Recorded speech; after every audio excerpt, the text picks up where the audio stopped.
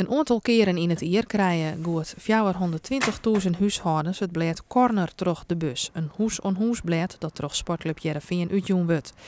Deze week stier er een kritisch opiniestuk in. Schreeuwt toch Albert van Kijpema, een Heerenveen-watcher die hem zelfs omschreeuwt als lestige criticaster. In het artikel in de kritiek op een aantal sponsoren, maar benamen oud-voorzitter Riemer van der Velde krijgt er flink van los. De achterban gaat schouder aan schouder staan. Enkele gekrenkte sponsorego's ten spijt. Sponsors worden opgestookt, overgehaald om te stoppen of zich grievend over de club uit te laten. Helaas opereert hij als een erevoorzitter onwaardig. Een aantal partijen bent poer over het stik. Supportersvereniging Nieuw-Noord spreekt op zijn site van een persoonlijke aanval op Van der Velde. En een van de sponsoren van Heerenveen lid Joert van hem Jerre.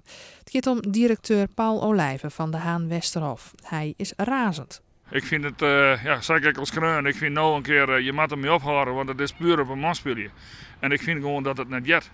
En als je de kaart goed leest op de voorpagina staat dat Veenstra naar Riemer en dat het les tegen een Leeuw de krant staan. En bij hem als ik op de omroep ophouden te bekvechten, dat gaat om een club. En je pakt een bladzijde 2. En dan is een meneer Kijpema die meent maar dat het recht had om bepaalde mensen deel te zetten, als steltje Suffers en een paar onnozelaars en met name de familie van der Velde. Nou, ik accepteer het net. Vraag is of de Heerenveen-directie de inhoud van het artikel zien had voordat het gepubliceerd is. Directeur Veenstra wil voor uw camera geen reactie aan.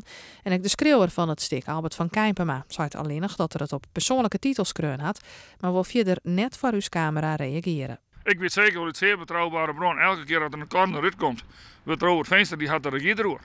Dat gaat altijd zo best. En die weten dus ook.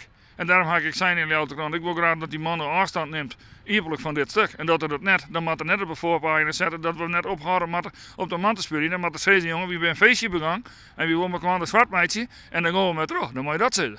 En al gaat het sportief wat beter bij Heerenveen de laatste weken. De rest op orenniveaus liep het nog net weer omkeerd.